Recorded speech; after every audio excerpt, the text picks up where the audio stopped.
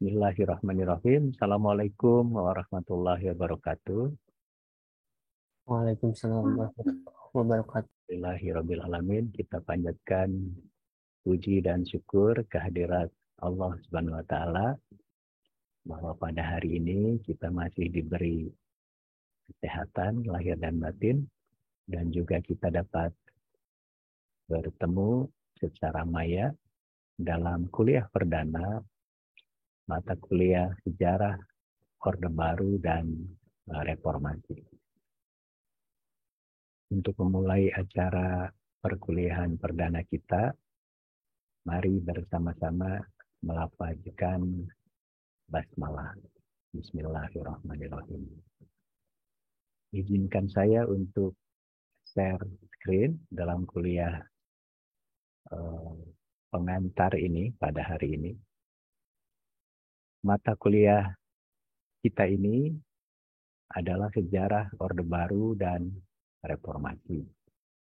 Dari tahun 1966, umumnya orang memandang kelahiran Orde Baru dimulai dari 1966 sampai keruntuhannya 1998, dan sejak 1998 Indonesia memasuki Orde Reformasi sampai sekarang. Itulah nama judul mata kuliah kita. Kodenya S401 3 SKS. 3 kali 50 menit berarti 150 menit. Tapi dalam perkuliahan daring, biasanya perkuliahan itu tidak berjalan sampai 150 menit.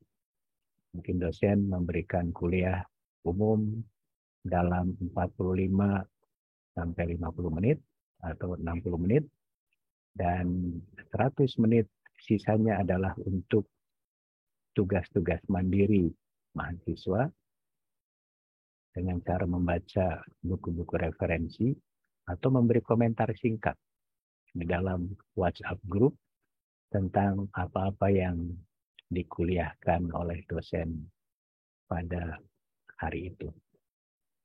Mata kuliah ini diampu oleh saya dan Prof. Dr. Agus Mulyana MPU.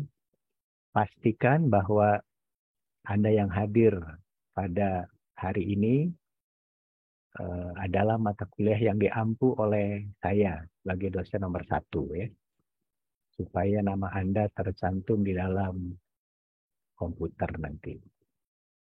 Sementara mungkin kelas lain, kalau dosen pengampu nomor 1-nya adalah Profesor Dr. Agus Mulyana, maka Anda harus ikut dengan kelas yang pengampu nomor 1-nya Pak Agus Mulyana.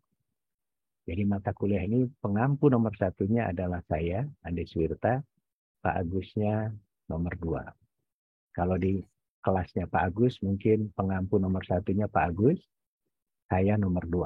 Nah, jadi karena perkuliahan ini terpisah, Pak Agus kebagian perkuliahan luring dan saya perkuliahan daring, maka pastikan Anda yang mengikuti kuliah daring saya, pengampu nomor 1-nya adalah saya. Pada hari ini saya memberikan kuliah pengantar saja dulu, ya, tentang silabus, tentang apa yang akan kita kaji, kita bahas selama 1 semester ini.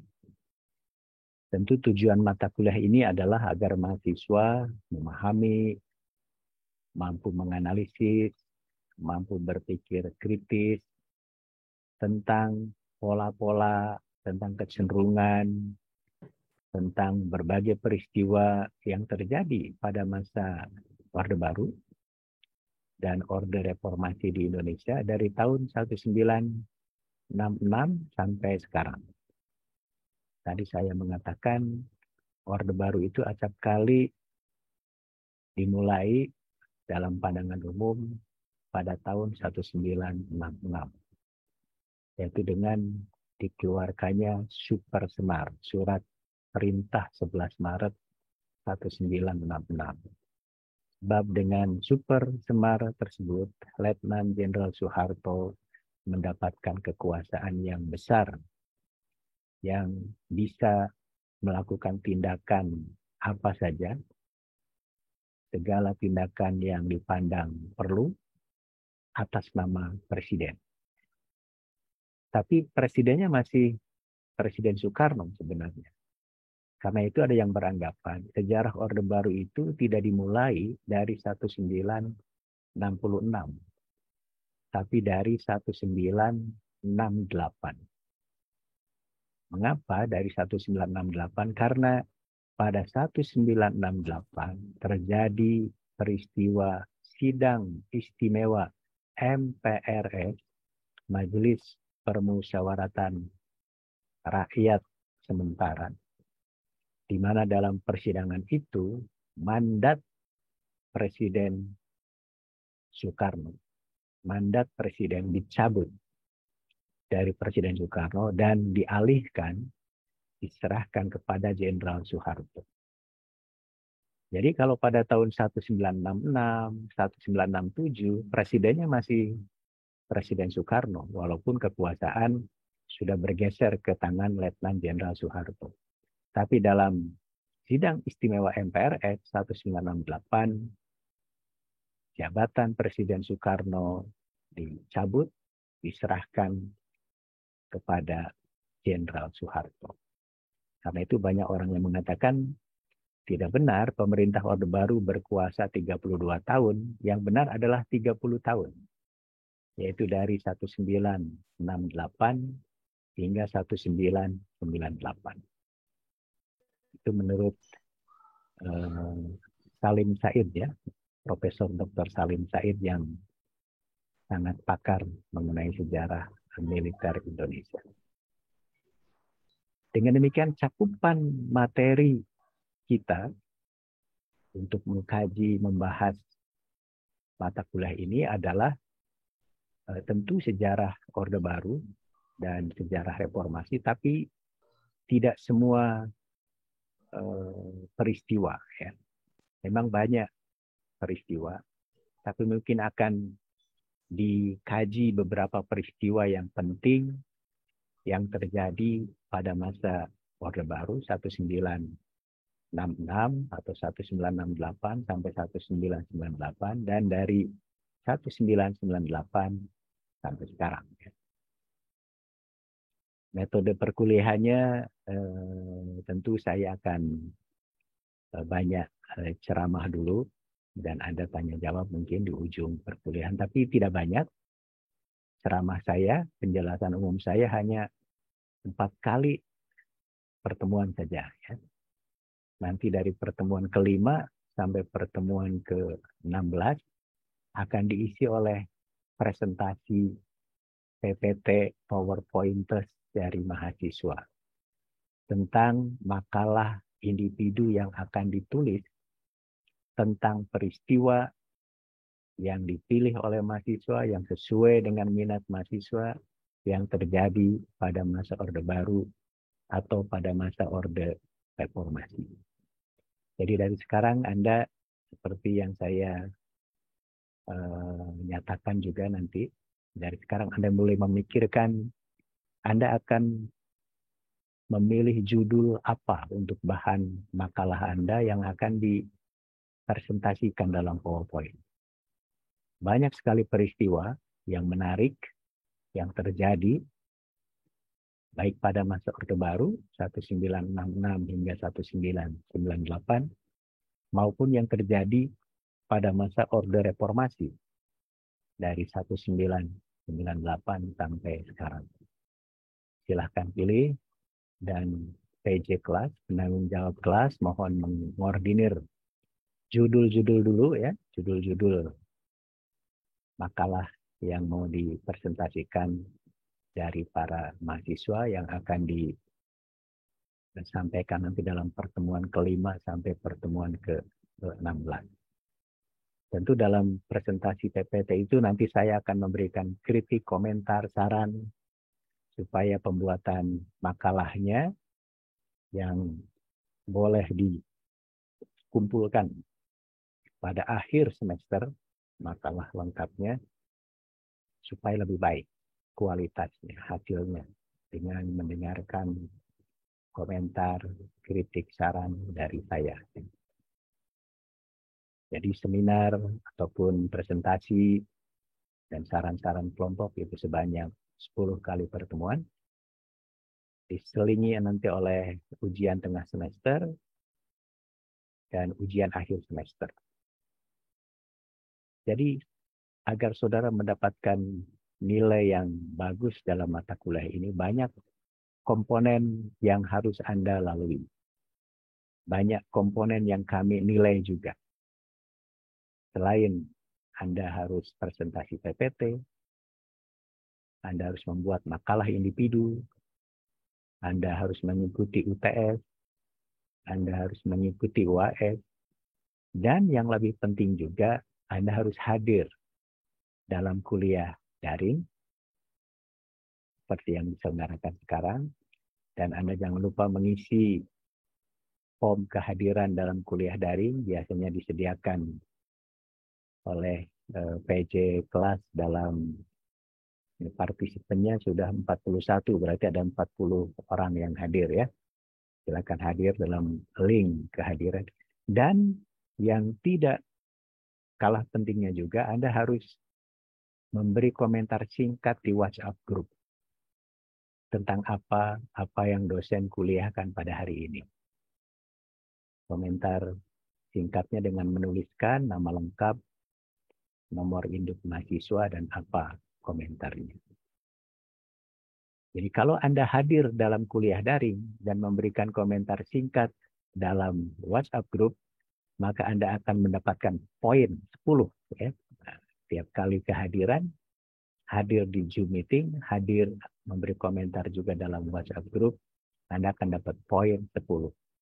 Tapi kalau hanya hadir di Zoom meeting menurut absen, tapi tidak memberikan komentar singkat dalam WhatsApp group, maka Anda hanya dapat nilai 5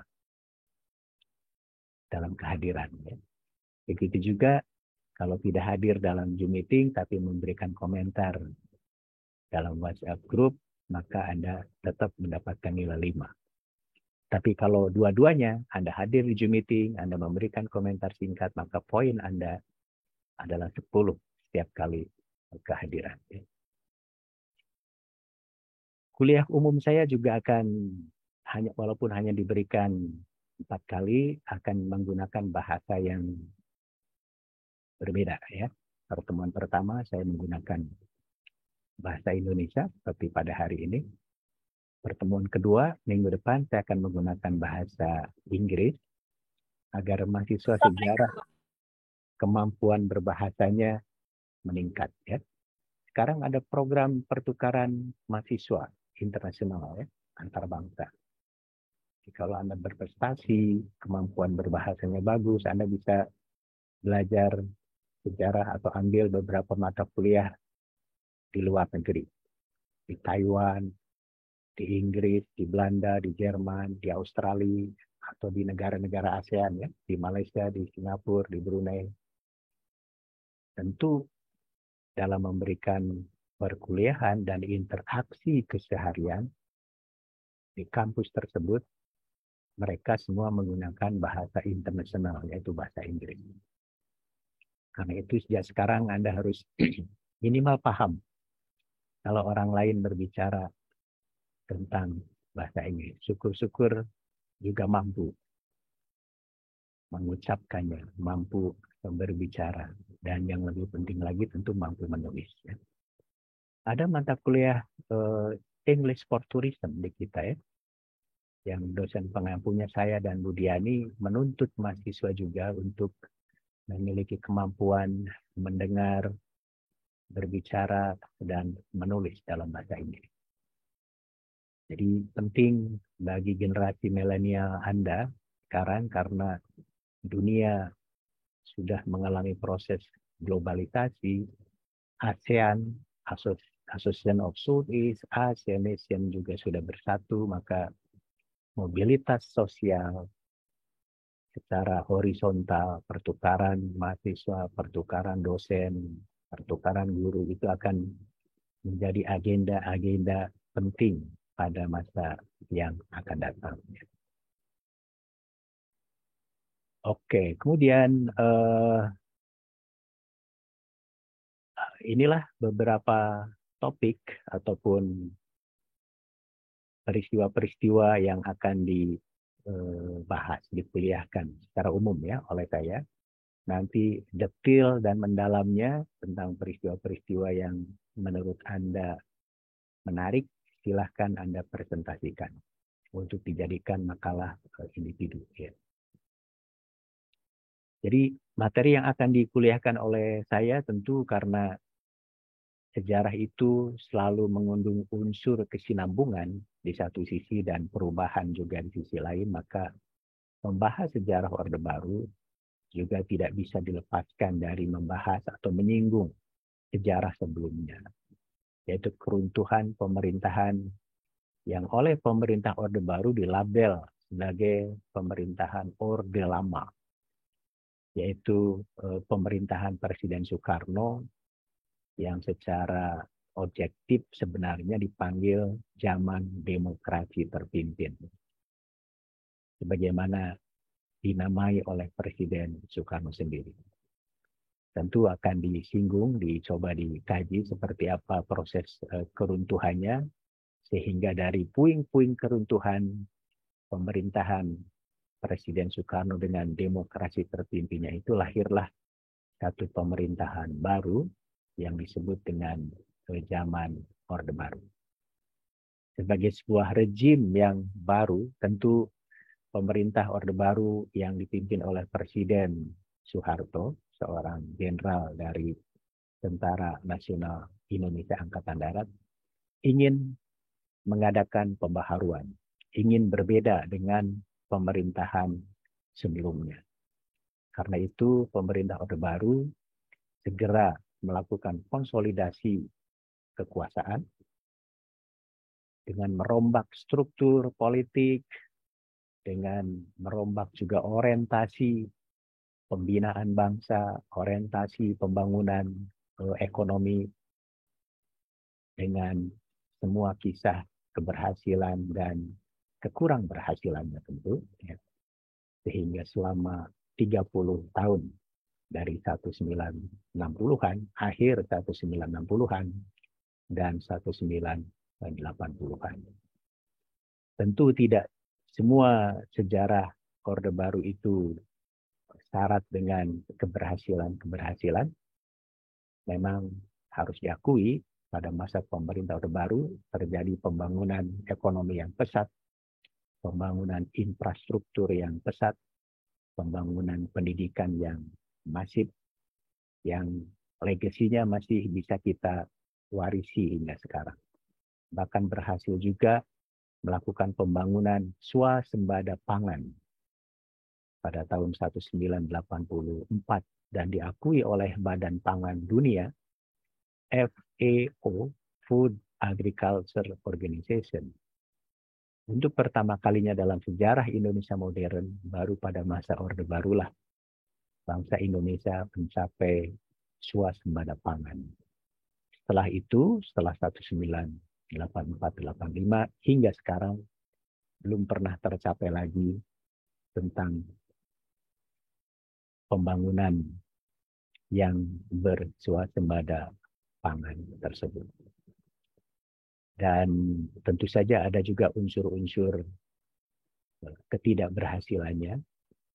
Salah satunya adalah fenomena yang pada awal tahun 1990-an mulai diisukan dan menjadi kelemahan dari sistem pemerintahan Orde Baru, apa yang oleh para mahasiswa, gerakan mahasiswa yang meruntuhkan pemerintahan Orde Baru dicap, dilabel sebagai penyakit KKN, CKN, korupsi, kolusi, dan nepotisme. Tapi itu adalah fenomena belakangan sesungguhnya, 1990-an. Jadi melihat sejarah pemerintah Orde Baru harus dilihat dalam konteks waktunya. Tidak bisa menilai perjalanan sejarah Orde Baru tahun 1970-an menggunakan kacamata 1990-an. Begitu juga menilai sejarah Orde Baru, menganalisis, mengkaji sejarah Orde Baru tahun 1990-an, tidak bisa menggunakan kacamata sekarang, tahun 2002. Jadi harus lihat konteks pada zamannya. Keruntuhan Orde Baru nanti akan digantikan oleh sistem pemerintahan yang lebih baru, yang kita sebut Orde Reformasi dari 1998 sampai sekarang. Jadi agak menarik juga ketika pemerintahan Presiden Soekarno, demokrasi terpimpin, dilabel oleh pemerintah Orde Baru sebagai pemerintahan Orde Lama, tapi kejatuhan pemerintahan Orde Baru oleh pemerintah Orde Reformasi sekarang tetap dipanggilnya pemerintahan Orde Baru. Padahal sudah lama. Sudah lama berlalu maksudnya. Jadi itulah sebutan yang agak pelik ya. Statusnya mungkin istilah yang tepat kalau memang itu dipimpin oleh seorang presiden yang berbeda, maka zaman pemerintahan Presiden Soekarno disebut zaman demokrasi terpimpin, digantikan oleh pemerintahan zaman Presiden Soeharto. Harusnya begitu. Sebab pada masa reformasi pun kita mengalami 5 presiden sampai sekarang ya. Pada masa reformasi pun kita mengalami zaman pemerintahan Presiden B.J. Habibie, Presiden Abdurrahman Wahid atau Gus Dur, Presiden Megawati Soekarno Putri, Presiden SBY, orang Malaysia, orang Singapura, orang Filipina nyebut SBY itu SBY, bahasa Inggris ya. SBY. Susilo Bambang Yudhoyono, dan sekarang kita tengah menjadi saksi era pemerintahan Presiden Joko Widodo. Ya. Oke, itu topik yang akan nanti dibahas dalam kuliah umum saya. Dengan demikian sesungguhnya banyak topik, banyak judul, banyak peristiwa yang bisa Anda presentasikan, yang bisa Anda kaji, yang bisa mahasiswa tulis ya untuk menjadi bahan makalah individu. Karena begitu banyak peristiwa, begitu panjang sejarah Orde Baru dan sejarah reformasi ini dari 1996 sampai sekarang ya, dari 1966 sampai sekarang. Anda bisa menganalisis, mengkaji tentang Repelita misalnya, rencana pembangunan 5 tahun, itu pun ada Repelita 1 sampai Repelita 5 atau 6 ya. Bisa juga mengkaji, membahas tentang bagaimana pembangunan ekonomi pada masa Orde Baru. Ada istilah-istilah pertumbuhan ekonomi, pemerataan ekonomi, stabilitas nasional, trilogi pembangunan, hal-hal seperti itu boleh dikaji, boleh dibahas. Tadi swasembada pangan, ada BIMAS, INMAS, ya, itu istilah-istilah ekonomi yang terjadi pada masa Orde Baru. Begitu juga mahasiswa bisa memilih topik kalau mau ya, mengkaji tentang pemilihan umum pada masa Orde Baru.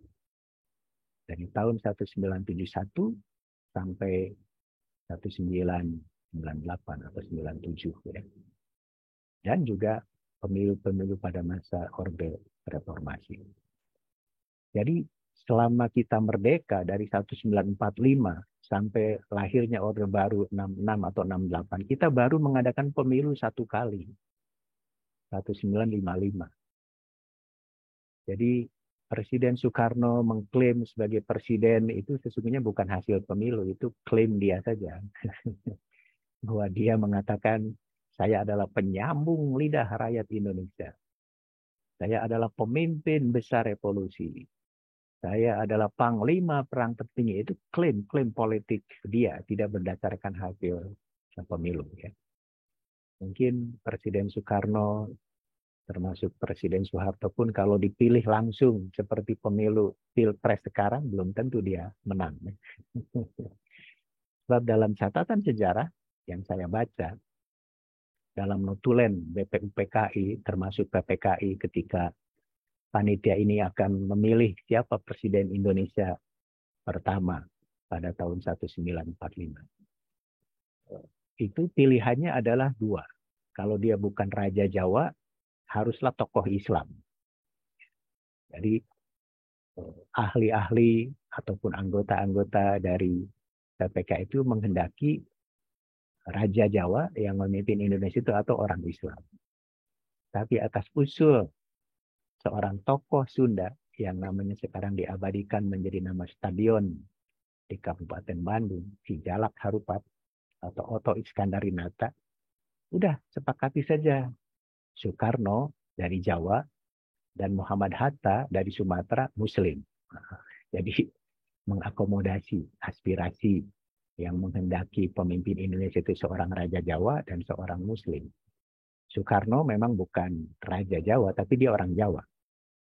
Muhammad Hatta seorang Muslim. Dan karena dia dari Sumatera, bagus supaya Indonesia itu tidak hanya kesannya didominasi oleh orang Jawa. Ya. Jadi kalau sudah ada pemilu langsung, belum tentu juga yang terpilih itu Soekarno. Mungkin yang terpilih Sri Sultan Hamengkubuwono, ke-9 kalau Raja Jawa. Ya. Kalau tokoh Muslimnya siapa? Jangan-jangan ayahnya Gus Dur ya, Wahid Hasim. Atau mungkin Ki Bagus Hadikusumo dari Muhammadiyah. Atau siapa ya, kita tidak tahu. Itu pemilu ya. Belum juga kita bisa, saudara kalau tertarik ya, ada peristiwa internal dynamic, dinamika internal pada masa Orde Baru ya. Ada peristiwa Malari, Malapetaka 15 Januari 1974. Ini akibat dari investasi modal asing yang didominasi oleh Jepang, sehingga menjadikan para mahasiswa, elit-elit politik, termasuk elit militer tidak senang dengan dominasi modal asing Jepang. Maka terjadilah kerusuhan 15 Januari 74 ketika menyambut kedatangan Perdana Menteri Jepang. Dianggapnya sebagai lambang penjajahan baru ya, sehingga terjadilah peristiwa Malari 1974. Boleh juga menganalisis integrasi Timor Timur 1975-76 ke Indonesia. Timor Timur yang sekarang menjadi Timor Leste pernah menjadi bagian dari Provinsi Indonesia, Provinsi ke-27 pada waktu itu, dari tahun 75.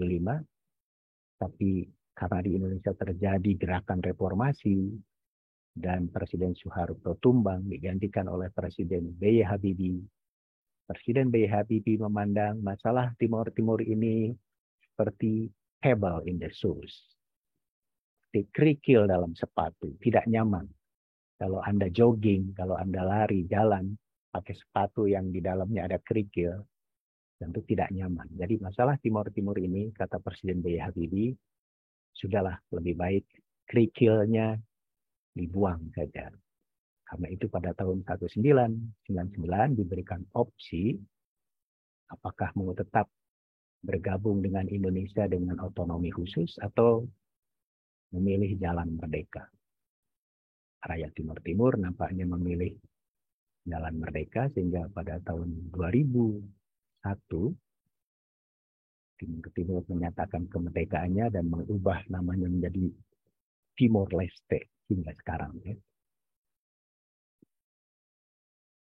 Boleh juga membahas tentang peristiwa Tanjung Priok atau peristiwa lain yang ada hubung kaitnya dengan ketidakpuasan umat Islam kepada pemerintah Orde Baru. Ya.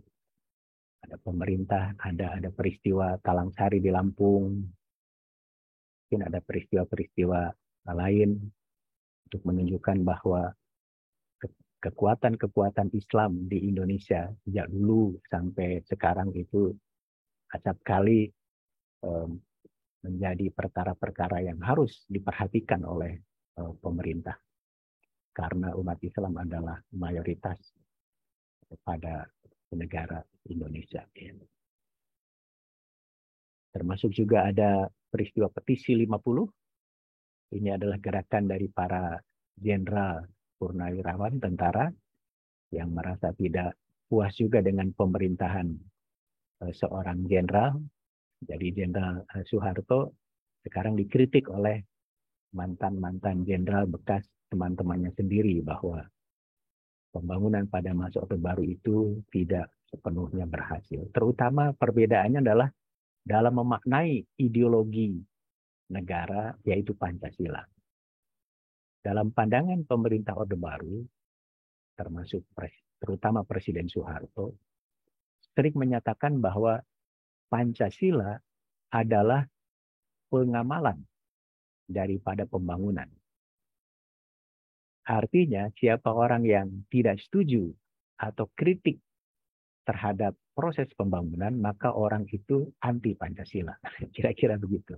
Tafsir dari Presiden Soeharto atau dari pemerintah Orde Baru. Ini yang dikritik oleh petisi 50 yang menyatakan bahwa tafsir terhadap Pancasila itu tidak boleh dimonopoli oleh presiden. Tidak boleh dimonopoli oleh penguasa. Jadi kalau ada orang yang kritik terhadap proses pembangunan bukan berarti anti pembangunan, tapi ingin supaya proses pembangunan itu berjalan dengan baik. Sama seperti sekarang ya. Presiden atau pejabat kita selalu mengklaim saya Pancasila, saya Pancasila, NKRI harga mati. Jadi seolah-olah kalau orang yang tidak menyebutkan saya Pancasila diragukan ke Pancasilanya, kan tidak begitu ya. Jadi itulah gerakan petisi 50. Boleh juga membahas tentang politik Islam dan kelahiran ICMI, Ikatan Cendekiawan Muslim Indonesia pada tahun 1990-an yang dipimpin oleh seorang menteri di bidang sains dan teknologi yang kemudian menjadi wakil presiden, yaitu Baharudin Yusuf Habibie. Itulah era Orde Baru yang dipungkas oleh terjadinya krisis moneter, krisis ekonomi yang berujung pada krisis kepercayaan kepada pemerintah dan proses kejatuhan Orde Baru. Memasuki era reformasi juga banyak peristiwa yang terjadi. Jadi mungkin Anda bisa mengkaji 5 presiden kita atau tiap-tiap presiden kita, apa visinya, apa program unggulannya, apa prestasinya, boleh juga itu dikaji atau dianalisis. Ya. Saya pikir tiap presiden punya gaya pemerintahan tersendiri. Dan banyak juga peristiwa-peristiwa yang terjadi pada masa reformasi, termasuk pemilu pada masa reformasi, mulai dari pemilu legislatif atau pemilu presiden secara langsung yang tidak terjadi pada masa Orde Baru. Ya. Termasuk juga mungkin kekuatan-kekuatan politik di Indonesia pada masa Orde Reformasi ataupun kekuatan-kekuatan Islam di Indonesia pada Orde Reformasi. Jadi banyak sekali peristiwa yang sesungguhnya bisa dijadikan judul makalah Anda yang akan dipresentasikan dalam bentuk PowerPointers. Ya. Nah, untuk bisa memahami sejarah Orde Baru dan sejarah reformasi, tentu Anda harus membaca sumber rujukan yang standar. Ya. Jadi, saya pikir bukunya Reclap, Merle Calvin Reclap, pakar dari Australia yang sangat memahami sejarah Indonesia. Bukunya Modern Indonesian History sudah diterjemahkan ke dalam bahasa Indonesia, sejarah Indonesia modern ya. Dari zaman Islam abad ke-11-12 Masehi sampai edisi terbaru sampai pemerintahan Gus Dur ya, dari 2001-2002 ya. Sangat komprehensif dan boleh dijadikan rujukan. Ya. Anda juga harus membaca bukunya Harold Croft. Ini juga ilmuwan politik dari Australia yang pakar mengenai sejarah militer di Indonesia. Mengapa sejarah militer perlu didalami? Karena seperti tadi saya katakan, pemerintah Orde Baru dipimpin oleh seorang presiden yang jenderal dari TNI Angkatan Darat, yaitu Jenderal Soeharto. Dan setelah reformasi pun, kita masih melihat tokoh-tokoh militer memegang peranan penting. Bahkan ada presiden juga yang dari militer. Itu SBY. Ya. Bahkan dalam pemilihan presiden langsung pun, seorang jenderal dari TNI Angkatan Darat tetap menjadi figur yang penting. Itu Prabowo Subianto. Sampai sekarang. Ya. Jadi penting memahami sejarah militer di Indonesia. Mengapa militer di Indonesia berbeda dengan militer di negara lain. Mengapa militer di Indonesia tidak hanya mengkhususkan diri dalam masalah-masalah pertahanan, tapi juga ikut melibatkan diri dalam masalah-masalah politik, ekonomi, sosial, budaya, olahraga, bahkan pendidikan. Pernah Menteri Pendidikan kita dari militer, rektor juga ada yang dari militer, ketua PSSI sepak bola dari militer. Jadi itu yang harus Anda pahami. Ya. Tentu Anda juga bisa membaca biografinya tokoh-tokoh Orde Baru yang terkenal. Presiden Soeharto banyak yang menulis biografinya.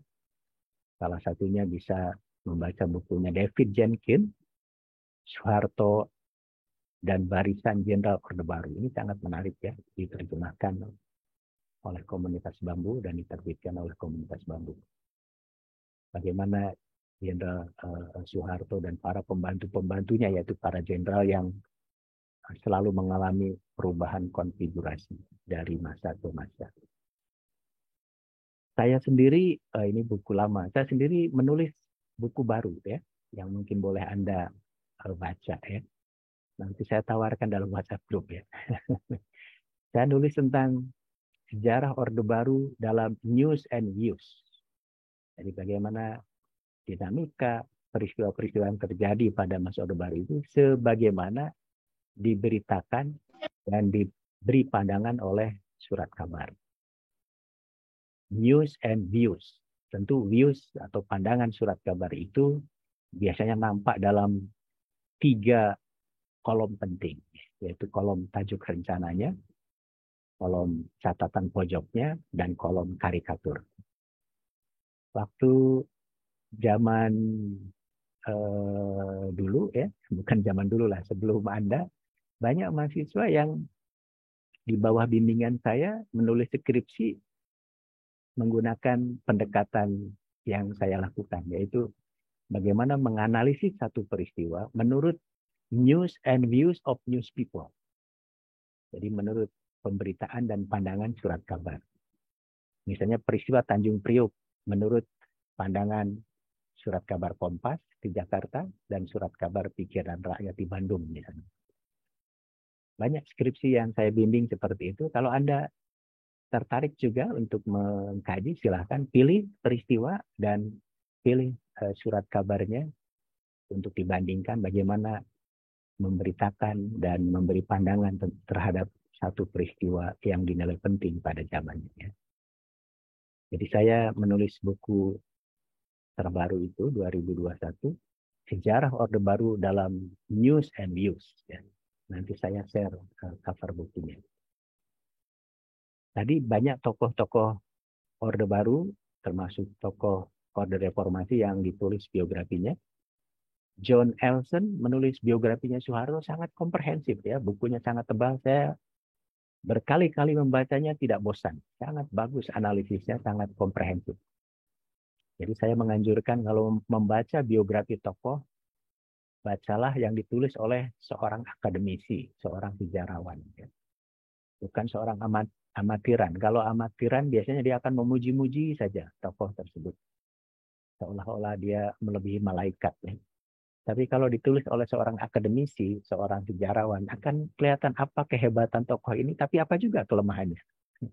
Jadi kelihatan dia sebagai human mankind biasa, sebagai manusia biasa saja, tidak mesti diagung-agungkan seperti dewa. Ya. Nah, kalau biografinya ditulis oleh orang yang bukan akademisi, akan menceritakan yang hebat-hebatnya saja. Ya.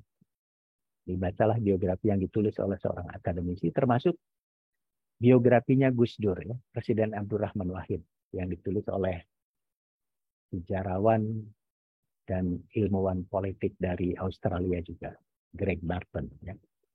Itu sangat bagus dan silahkan. Tentu banyak sumber-sumber yang lain yang bisa Anda rujuk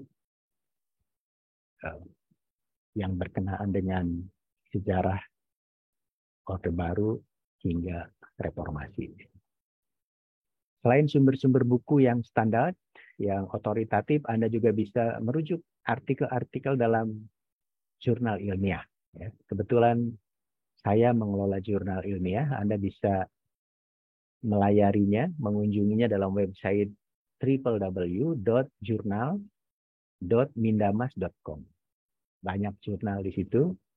Ada jurnal Sosiohumanika, ada jurnal Tawari, ada jurnal Susur Galur, ada jurnal Historia juga yang artikel-artikel di dalamnya ada juga yang berkenaan dengan sejarah Orde Baru dan sejarah reformasi.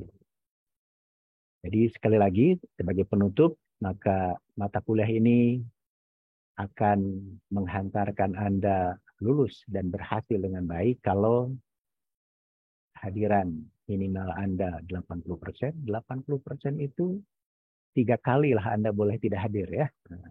Tapi kalau 4 kali apalagi 5 kali itu melebihi 80%, maka akan berimplikasi pada poin, pada nilai Anda. Tentu tidak akan baik hasilnya. Anda juga harus lulus UTS, ujian tengah semester, ujian akhir semester, dan tugas individu.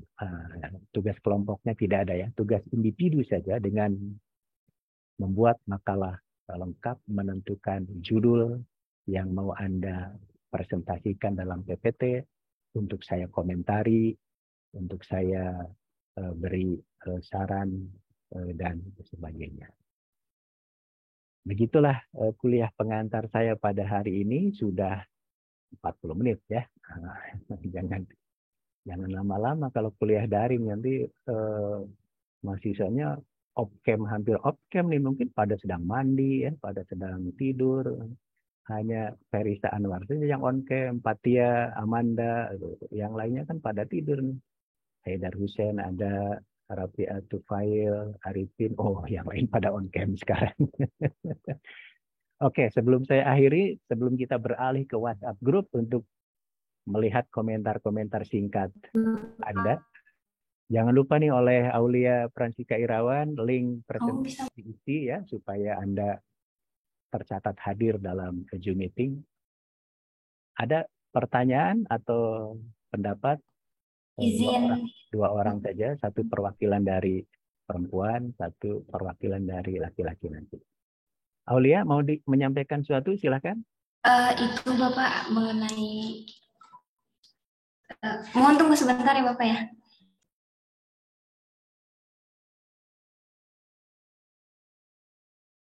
Aulia, Anda di latar belakangnya di keraton Bapak, mana? enggak, bukan keraton Bapak, itu anime. Oke, background anime Bapak. Ya maaf ya Pak. Jadi saya izin bertanya, kalau misalnya nih Pak, jika diperbolehkan matkul ini itu untuk sementara untuk selanjutnya itu rada diundur ke 30 menit gitu Pak, ke jam 4, soalnya kelas 5B sendiri SPKI-nya tuh pas sampai jam 15.30, jadi kemungkinan kalau misalnya nanti offline tuh garang gusut gitu Bapak. Kalau misalnya Bapak mengizinkan kami gitu Bapak. Oke, kalau Anda semua sepakat dan sesuai sejalan dengan keinginan apa yang disampaikan oleh Aulia, saya ikut saja ya.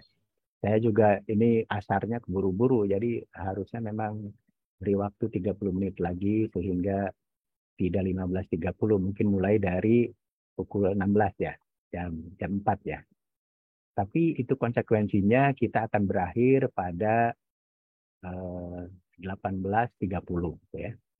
Tapi nggak apa-apa, kan kuliah daring paling seperti sekarang 40 menit atau 60 menit.